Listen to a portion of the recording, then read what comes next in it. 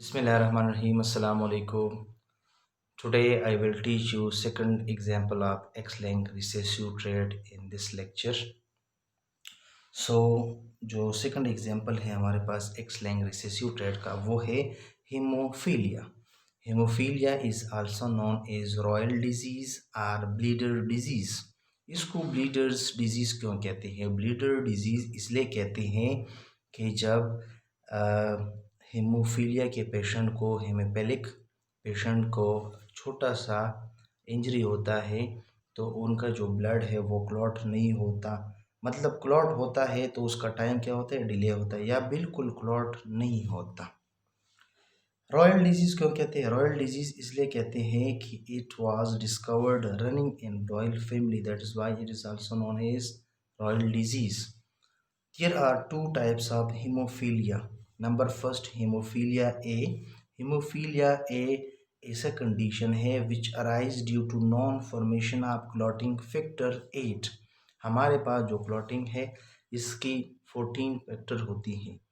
Haemophilia A जो है ना ये क्यों होती है, क्यों काज होती है? क्योंकि इस केस में क्लॉटिंग फैक्टर 8 जो है ना वो नहीं बन पाता, उसकी परमिशन नहीं होती।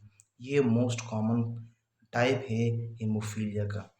About 1% means male out of 5000 to 10,000, मतलब 5000 to 10,000 में से 1% जो है ना, एक मेल क्या होता है, वो हीमोफिलिक ए का पेशेंट होता है। Haemophilia B, this arise due to non-formation of clotting factor 9. It is less common. About 1% out of 20,000 to 34,000 is infected with hemophilia B type. जैसा कि हम पहले ही पढ़ चुके हैं कि ये हेमोफीलिया क्या है, ये सेक्स लिंक्ड रिसेसिव डिसऑर्डर है। तो सेक्स लिंक्ड जो रिसेसिव डिसऑर्डर होते हैं इनका जो जीन है, मतलब जीन फॉर हेमोफीलिया, ये क्या है, ये एक्स क्रोमोसोम के ऊपर प्रेजेंट है और ये तब अपीयर होती है, अपने आप को शो करती है जब दोनों अलील जो है ना वो रिसेसिव फॉर्म में हो। इसलिए इनको क्या कहते हैं, सेक्स लिंक रिसेसिव डिसऑर्डर कहते हैं। सेक्स लिंक रिसेसिव ट्रेट हमारे पास ऐसे ट्रेट होते हैं जो अपने आप को रिसेसिव फॉर्म में, रिसेसिव कंडीशन में शो करते हैं। The chances of male to be hemophilic is more as compared to female. Male का हेमोफिलिक होने की चांसेस ज़्यादा है एज़ कम्पेयर टू फीमेल, क्योंकि ये क्या है, एक्स लिंक्ड रिसेसिव डिसऑर्डर है। जैसा कि पहले हम पढ़ चुके हैं कि मेल जो है ना वो क्या करते हैं, उसके पास ए ही एक्स क्रोमोसोम होता है। अगर उसके ऊपर recessive allele mutant gene, mutant allele आ जाता है तो वो क्या होगा, वो इन्फेक्टेड होगा, वो अपने आप को क्या शो करेगा, डिजीज़ कंडीशन में वो होगा, मतलब वो डिसऑर्डर होगी। If it possesses the recessive allele, the male will be hemophilic. As in case of male, there is only one X chromosome and no other X chromosome. Means there is no dominant X chromosome, no dominant allele which is present on X chromosome which will hide the effect of recessive allele. That's why male में क्या है, chances ज़्यादा है। क्योंकि female में क्या होता है, फीमेल में हीमोफिलिक होने के लिए टू रिसेसिव अलील का होना ज़रूरी है। अब जब दोनों अलील रिसेसिव कंडीशन में आ जाएंगे तो फीमेल क्या होगी, हीमोफिलिक होगी। But for female to be haemophilic she should have the recessive allele on both X X chromosome. Means female जो है ना जब होमोजाइगस रिसेसिव होंगे तो तब वो हीमोफिलिक होगी, अदरवाइज वो जो है ना हीमोफिलिक नहीं हो सकती। In heterozygous case, the female is carrier having no clinical symptom. Heterozygous condition में फीमेल क्या होती है, कैरियर होती है, लेकिन वो क्लिनिकल सिम्टम को शो नहीं करती। Inheritance of haemophilia, as it is X-linked recessive trait, so it follow criss-cross or zigzag pattern of inheritance. So हम देखते हैं अगर हम हेमोफिलिक मेल को क्रॉस करते हैं विद नॉर्मल फीमेल तो क्या होगा। मेल क्या है, मेल हीमोफिलिक है, मीन्स इन्फेक्टेड है। तो हीमोफीलिया के लिए जो जीन है वो हमारे पास क्या है, वो है H जीन।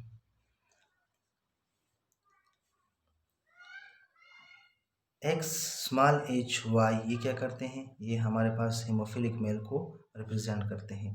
नॉर्मल फीमेल जो है ना वो एक्स कैपिटल एच और एक्स कैपिटल एच। जैसा कि हम पढ़ चुके हैं कि ये रिसेसिव डिसऑर्डर है, रिसेसिव ट्रेट है। अगर ये जो ट्रेट है ये तब अपने आप को शो करेगा जब दोनों के दोनों अलील जब जब दोनों पार्टनर अलील जो है ना वो क्या हो, रिसेसिव हो। तो हम यहाँ पर देखते हैं, इसकी गैमीट बनाते हैं एक्स कैपिटल एच और एक्स कैपिटल एच। अगर हमारे पास X small H containing sperm क्या करते हैं, वो एक्स कैपिटल एच को फर्टिलाइज करता है, तो क्या होगा, एक्स एच और एक्स एच कैपिटल को हम पहले लिखते हैं, फिर बाद में स्मॉल लेटर को लिखते हैं। अच्छा, तो ये क्या होगा, ये हमारे पास होगी फीमेल जो कि कैरियर होगी। इसी तरह एक्स एच कंटेनिंग स्पर्म अगर एक्स कैपिटल एच को फर्टिलाइज करता है तो तब क्या होगा, एक्स कैपिटल एच और एक्स स्मॉल एच। हमारे पास दोनों जो फीमेल होगी, जो फीमेल ऑफस्प्रिंग होगी, ये क्या होगी, नॉर्मल होगी बट कैरियर होंगे।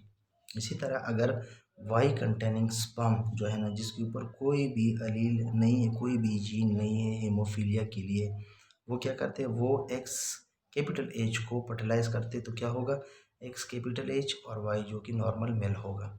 इसी तरीके से अगर Y containing sperm X capital H containing egg को फर्टिलाइज करता है तो क्या होगा, एक्स कैपिटल एच और वाई जो कि क्या होगा, एक नॉर्मल मेल होगा। जैसा कि हम पढ़ चुके हैं कि ये जो एक्स लिंक रिसेसिव ट्रेट होते हैं, ये क्या करते हैं, क्रिस क्रॉस पैटर्न को फॉलो करते हैं। मतलब जो हेमोफिलिक मेल है, इससे ये जो म्यूटेंट अलील है, म्यूटेंट जीन है, ये सन में नहीं इनहेरिट होगा, बल्कि ये मेल जो है ना अपनी डॉटर को इनहेरिट करेगा और फिर डॉटर से उनकी मेल बच्चों में इनहेरिट होगा। देखते हैं, अब हम नॉर्मल मेल को क्या करते हैं, फीमेल कैरियर के साथ क्रॉस करते हैं। पहले हम गैमीट बनाएंगे, एक्स एच एक गैमीट में जाएगा और वाई दूसरी गैमीट में जाएगा। एक्स एच एक एग में और एक्स स्मॉल एच दूसरी एग में।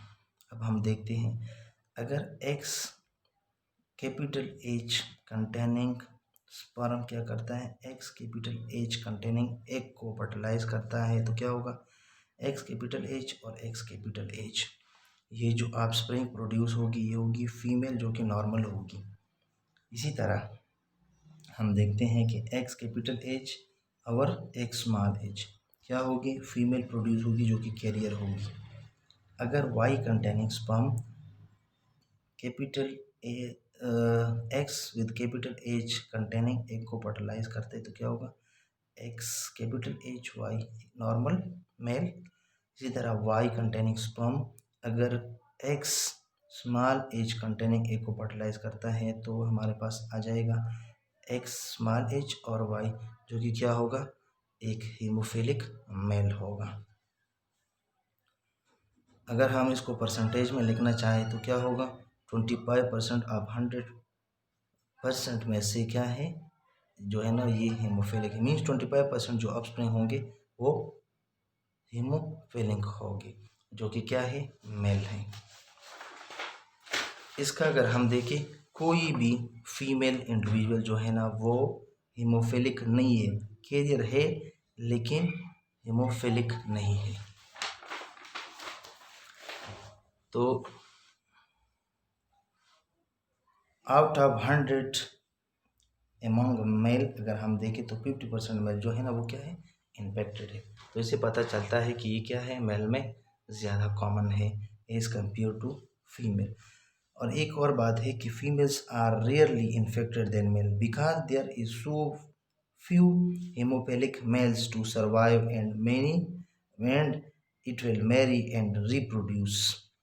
तो क्या है, फीमेल जो है ना वो बहुत कम इन्फेक्टेड होती हैं और उनके लिए क्या चाहिए, उनके लिए चाहिए फिर कि एक जो है ना इन्फेक्टेड मीन्स हीमोफिलिक मेल उसके साथ शादी कर ले, लेकिन चूंकि हीमोफिलिक मेल जो है ना वो सर्वाइव नहीं करता, चूंकि उनको जब थोड़ा सा कट लग जाता है तो उससे इतनी ब्लीडिंग होती है कि दैट लेड टू डेथ।